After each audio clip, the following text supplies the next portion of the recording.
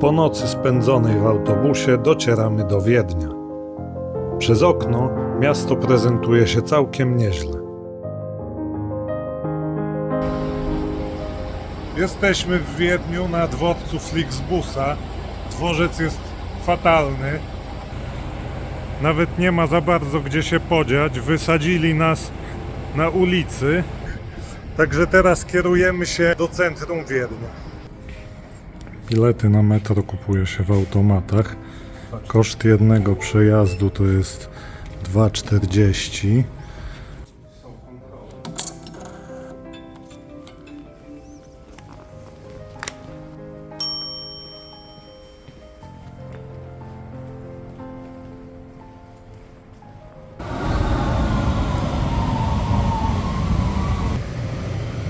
Na szczęście do centrum nie jest daleko.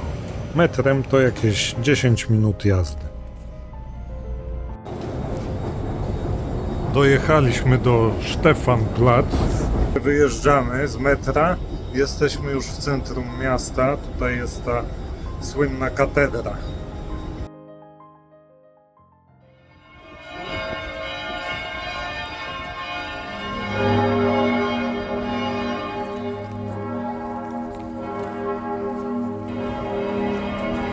Trafiliśmy akurat na przygotowania do uroczystości Bożego Ciała.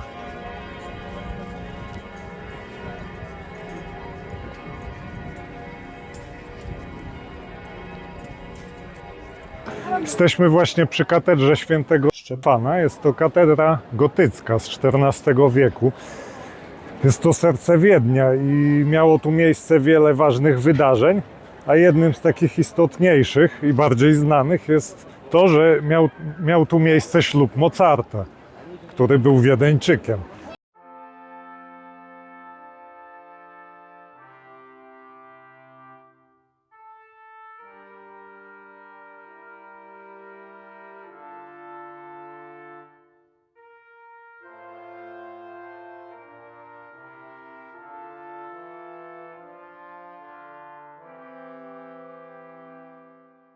Za chwilę będziemy wchodzić na wieżę w katedrze.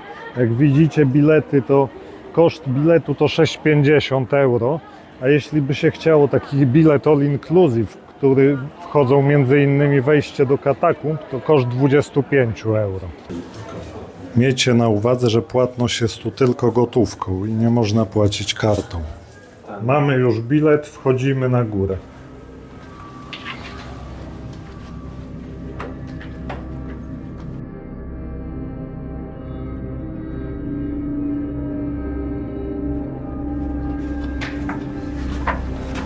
...343 schody. Jak ktoś ma słabą kondycję, to niech weźmie to pod uwagę. Można dostać niezłej zadyszki.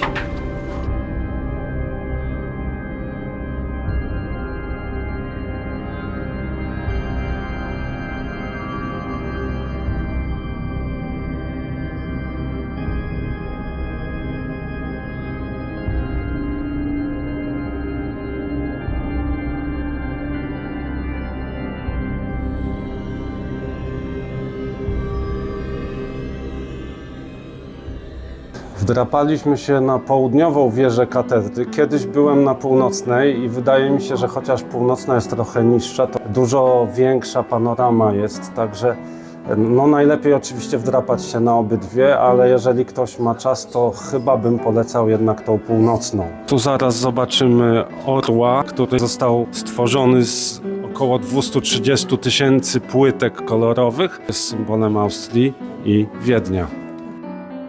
Po zejściu z wieży zaglądamy jeszcze na tył katedry. Jest tu trochę inny klimat. Mniej ludzi i sporo fajnych detali.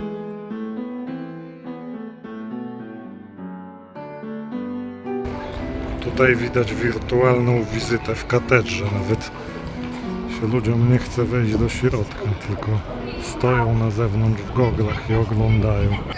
Niezła akcja. A tu widać, jak pan myje chodnik, bo tutaj też jeżdżą dorożki i chyba po to, żeby nie śmierdziało. Jednak i tak trochę śmierdzi mimo mycia.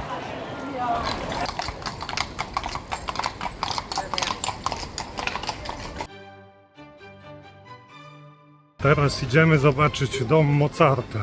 Nie wiem, czy to coś ciekawego będzie, ale jest blisko na mapie, to idziemy się przejść, zobaczyć.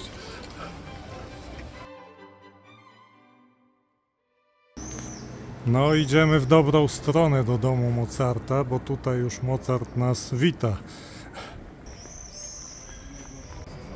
No doszliśmy. Wejście od drugiej strony jest. No to chodźmy zobaczyć, bo tak z zewnątrz w sumie się nie prezentuje jakoś super. To nawet ciekawe. Fajnie to wymyślili.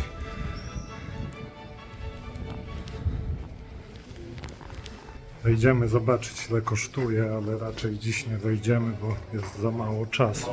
Zniżkowy 10 euro.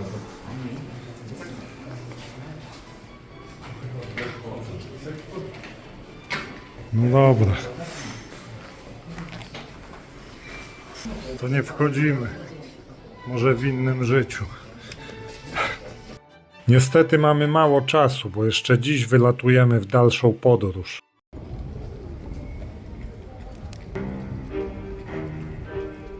No, jakiś ciekawy pomnik, ale widać, że chyba go nie szanują, bo taki oblany farbą. I nic dziwnego. To dawny burmistrz Karl Luger. Choć zmodernizował Wiedeń, jego skrajny antysemityzm zainspirował później pewnego niesławnego austriackiego malarza. Dlatego dziś to miejsce ciągłych protestów, a mieszkańcy domagają się usunięcia tego pomnika.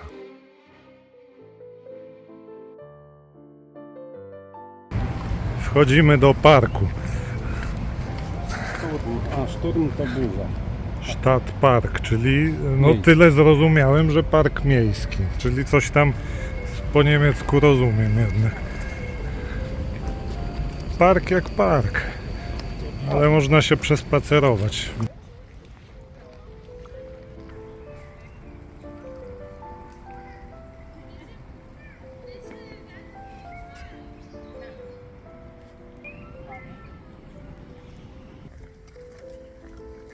Tu doszliśmy do jakiejś rzeczki, pod nogi takiej niedużej Dunaju, ale tak ciekawie to wygląda, dosyć malowniczo. Poziom wody niski. Podejrzewam, że bywa wyższy, ale teraz wygląda fajnie. O, tam można zejść na dół i pospacerować wzdłuż tego ścieku. Wśród zieleni parku znajduje się również pozłacana rzeźba Johanna Straussa, słynnego austriackiego kompozytora.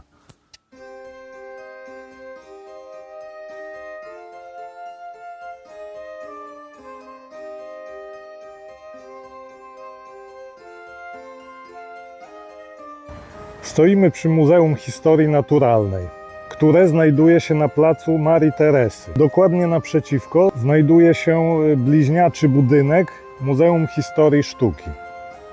Po obu stronach budynku ustawione są rzeźby symbolizujące kontynenty.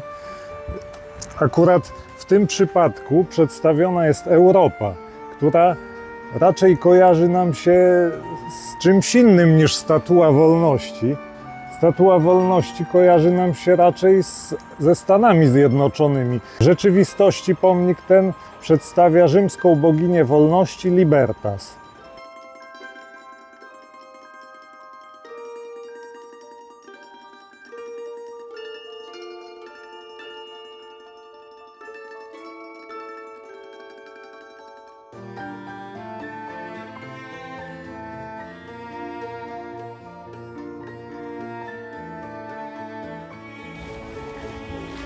Hofburg.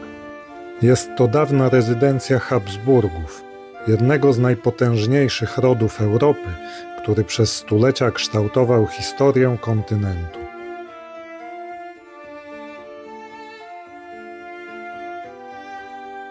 Nie jest to jedynie obiekt historyczny, bo aktualnie swoją siedzibę ma tutaj prezydent Austrii.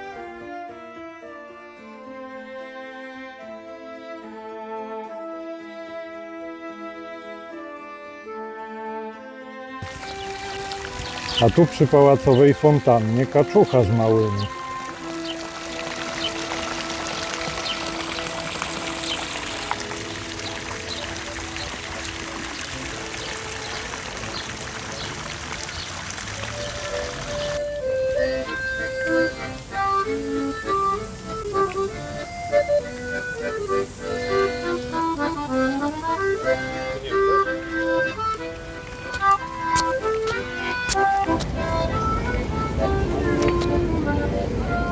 A tu szybki rzut oka na wieżę ratuszową.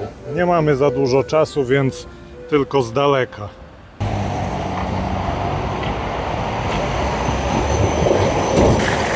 Przechadzając się uliczkami, napotkaliśmy bardzo ciekawą fontannę. Chciałbym zwrócić Waszą uwagę, że oprócz postaci z mitologii znajduje się tu również wyobrażenie pierzastego węża Quetzalcoatla, który jest postacią z mitologii Ameryki Łacińskiej, Ameryki Środkowej, więc jest to dosyć nietypowe jak na ten rejon świata.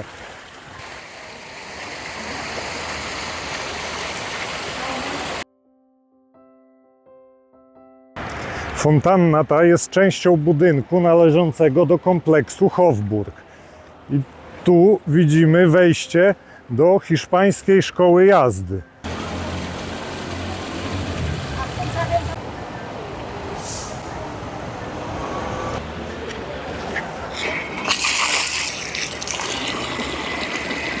Gorąco dziś.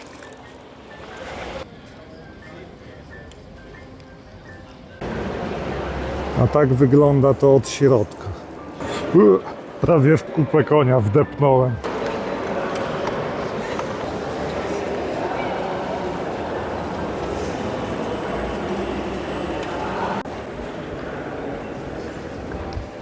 Po obu stronach budynku możemy zauważyć rzeźby z 12 pracami Herkulesa.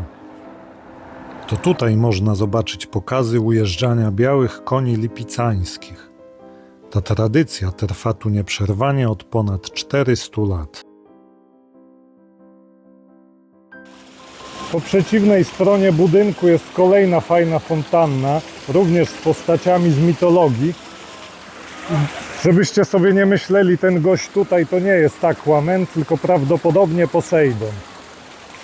Siedzimy w jednej z wiedeńskich kawiarni. Kultura kawowa to część kultury austriackiej, ale nie wszyscy wiedzą, skąd ta kawa się wzięła w Europie, a wzięła się stąd, że przywieźli ją Turcy, którzy oblegali Wiedeń. Po pokonaniu Turków, przy dużym udziale Jana III Sobieskiego i Armii Rzeczypospolitej, zostały przejęte również worki z kawą zdobyczne, ale nie wszyscy wiedzieli, co to jest. Natomiast co to jest kawa, wiedział Polak nazwiskiem Kulczycki, szlachcic, który również brał udział w walkach o Wiedeń i on założył pierwszą kawiarnię nie tylko w Wiedniu, ale i w Europie, czyli pierwsza kawiarnia w Wiedniu pod niebieską butelką istniała już w XVII wieku i to stąd zwyczaj picia kawy rozpowszechnił się na resztę Europy.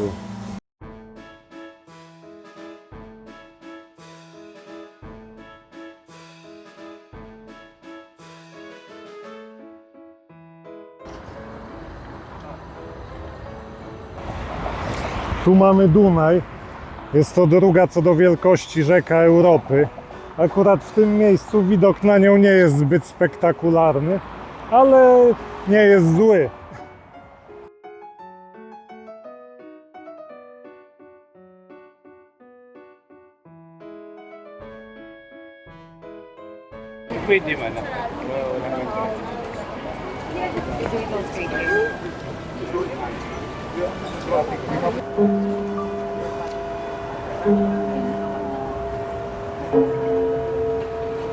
Zegar Anker pochodzi z początku XX wieku, z 1914 roku i co godzina pokazują się na nim różne postacie z historii Austrii, ale najlepiej przyjść tu o godzinie 12. Wtedy te wszystkie postacie po kolei się przesuwają i można się wszystkim im przyjrzeć. Tu przed nami kolejna fontanna, piękna, ale zwróćcie uwagę, że jest na niej zawieszona siatka.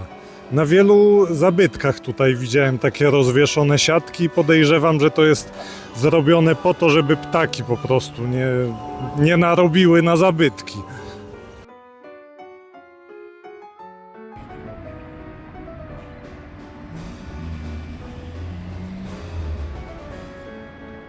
Jesteśmy przed jedyną polską księgarnią w Wiedniu i w ogóle w całej Austrii. Działa od 38 lat. Można tu kupić książki w języku polskim, ale także tłumaczenia niemieckojęzycznych pisarzy, odwrotnie, tłumaczenia polskich pisarzy na język niemiecki. Z tego, co rozmawialiśmy z panią pracującą w księgarni, najlepiej się sprzedają książki dla dzieci, tak? A także oczywiście klasyka. I tak kończy się nasza krótka wizyta w Wiedniu, jednym z najpiękniejszych miast Europy. Z Wiednia ruszyliśmy na lotnisko, skąd udaliśmy się w dalszą podróż do Azji. Filmy z tej wyprawy są już dostępne na kanale. Zapraszam do oglądania. A jeśli spodobał Wam się ten odcinek, zostawcie łapkę w górę i zasubskrybujcie kanał, żeby nie przegapić kolejnych.